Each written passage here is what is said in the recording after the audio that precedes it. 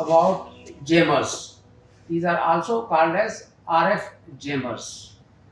In wireless communication system, we place this jammer as high power signal in between transmitter and receiver.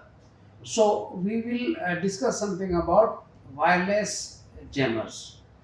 As we already know that the frequency spectrum varies in microwave from 1 gigahertz to terahertz. So similarly for 5G and beyond, the jammer applications is very crucial because wherever exams are there, we need jammers. Some military applications where we want to block communication channel, we need jammer. So jammer is an intelligent, jammers can be passive, jammer can be active, jammer can be smart, jammer can be intelligent. So in 5G communication, we have GSM towers. So to block GSM signal, especially in prison, we require that handing off the signals. We take intended signal and block this to the subscriber. Let us say there is a prisoner in the cell and he is able to communicate outside people using mobile or cell phone. Now we want to block that prison cell. So what we'll do, we will receive the outside signal and we will send some intended signal to that prison area so that the desired signal will not be received, but instead of that the high power signal at same frequency which is being transmitted by jammer will be received by those prisoners. So he will be cut off from the outside world. In case of examination, there is a particular region. We want to block that particular region to communicate outside world. So what we'll do, we will transmit high power signal in that particular region to block the communication channel from the outside. And similar scenario will be there at terahertz frequency.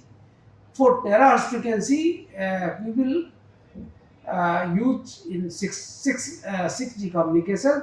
So the frequency spectrum for terahertz jammer will be different. In terahertz communication, we feel that the communication is secure and very line of sight, you can say that way. So, but there also the bandwidth is huge. In that bandwidth, there is a scope that the jamming signal will be able to apply. Here, the jammers are of different variety, but we will specifically discuss about dielectric resonator antennas used for jamming because they are highly efficient and they can be developed flexibly. The flexibility part we will speak in later lectures.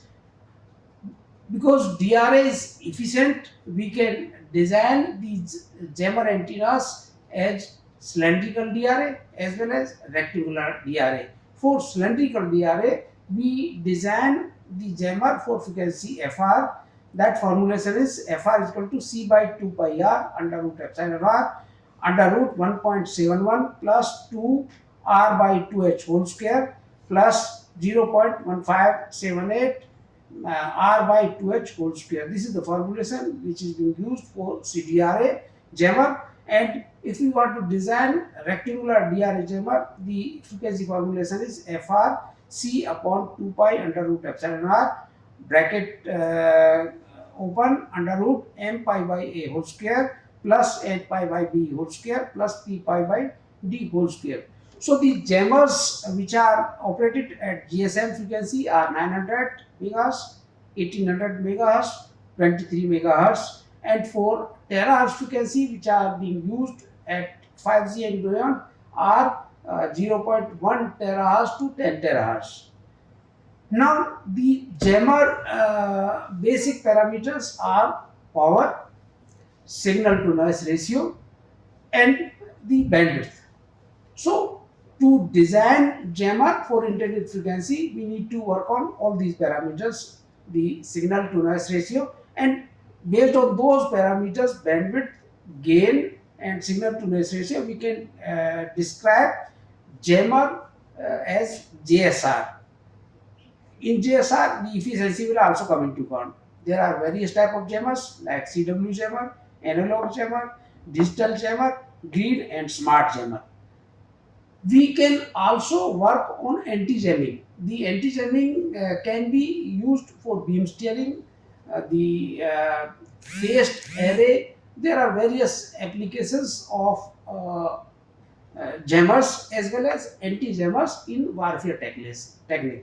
The warfare techniques are specifically meant for military operations. And the new topic for jammer is using MIMO and massive MIMO. We'll come up in detail in next lecture, but in this lecture we want to describe only the jammer and their applications. Jammers are being designed using DRA, and these are designed for military applications. Thank you.